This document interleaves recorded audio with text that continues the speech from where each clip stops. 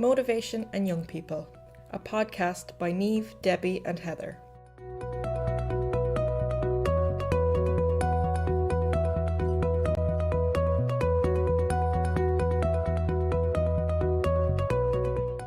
Today, we will look at what motivates young people to learn and how we can effectively utilise our knowledge and understanding of this to achieve our desired learning outcomes and aims. After watching our podcast, we hope the viewers can appreciate what motivation to learn is, recognise the difference between intrinsic and extrinsic motivation, understand how Maslow's theory can inform effective teaching, and appreciate the importance of motivation in young people. First things first, what exactly is motivation?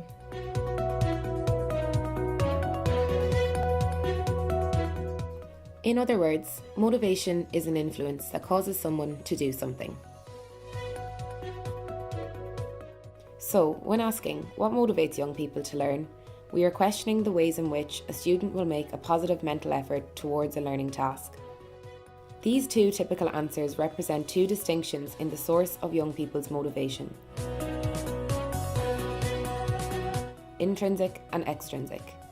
Simply put, intrinsic motivation is a motivation which comes from within. In other words, one is driven to carry out a task as the task itself is rewarding. Extrinsic motivation, however, is sourced from the outside.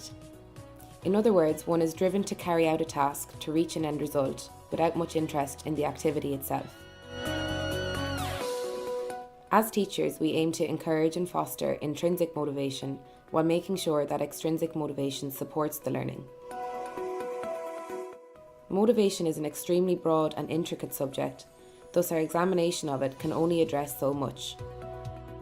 The initial Freudian concept of motivation suggests that all actions and behaviours are a result of internal biological factors which drive them. Behavioural approaches suggest that providing students with reinforcers for learning and demerits for misbehaving is an attempt to motivate students by extrinsic means. Today we will discuss the humanistic approach to motivation, which in contrast to these Freudian behavioural schools of thinking, suggests that motivation is sourced intrinsically, having more of an emphasis on internal factors. Viewing motivation as deriving from an attempt to satisfy one's needs is very helpful in thinking about student learning. As teachers, we aim to motivate students' inner resources to achieve a sense of fulfilment. A particularly interesting development in this viewpoint is the work of Maslow, who suggested that humans have a hierarchy of needs, those lower in the hierarchy needing to be satisfied with priority in relation to those higher. The four lower level needs, or as Maslow coined them, deficiency needs, need to be met before achieving self-actualization, or being needs. The order in which they place on the hierarchy are physiological needs, safety needs, social needs, esteem needs, and finally, self-actualization. It is important to note that this approach has been criticised in the field of psychology. However, it is useful to consider when teaching. From an art teacher's perspective, we can use Maslow's hierarchy as a useful framework when considering our students' motivation and needs. We will examine this in relation to the art classroom.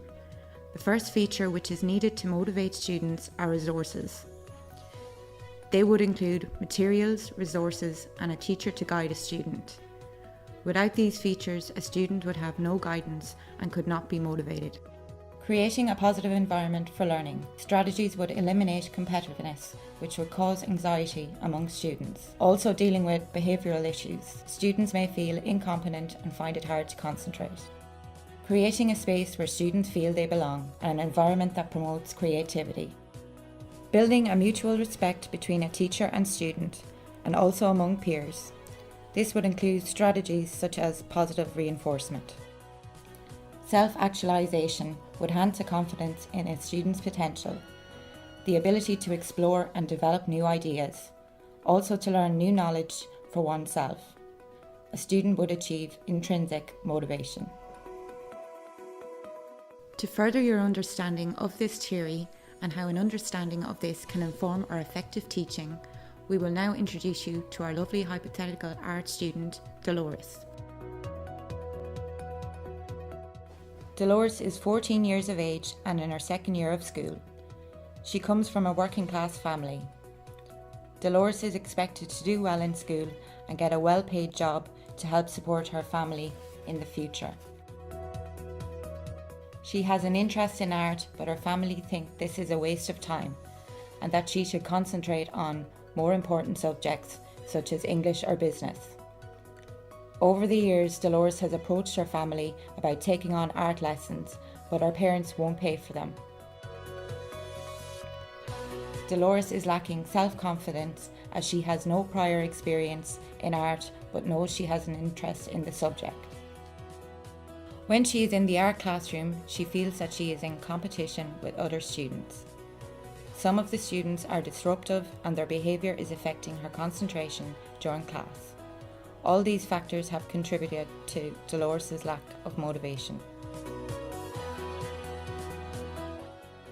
Every art classroom should have the essential resources for students to learn. In this situation, a teacher should have the basic materials and equipment for Dolores to begin experimenting and developing an understanding of how to use them.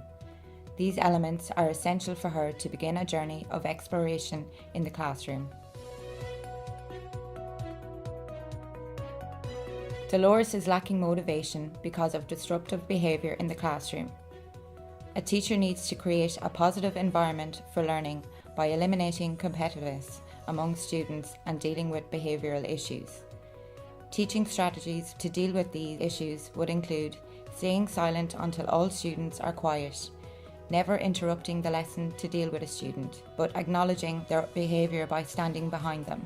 If this continues, a teacher must reflect and see if there are particular patterns in relation to the disruptive behaviour. By dealing with these issues, Dolores will be able to concentrate. A teacher must create a classroom where Dolores feels like she belongs. Teaching strategies would include group work and participation, calling on Dolores by asking her questions that she knows, and also setting tasks which Dolores can finish. By creating a classroom where Dolores feels like she belongs, a mutual respect will develop among Dolores and her teachers, and also with other students. Teaching strategies would include positive reinforcement. For example, if Dolores completes a drawing project or presents her work to the classroom, she would be allowed to choose a material she likes to bring home and use in her sketchbook. This would promote motivation and set goals for Dolores.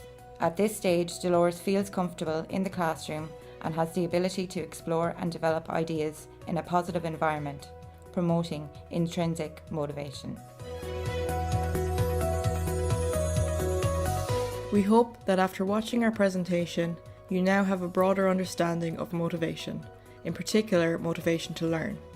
We hope that you can reflect on how it can be promoted in your students and how Maslow's humanistic approach can inform your effective teaching.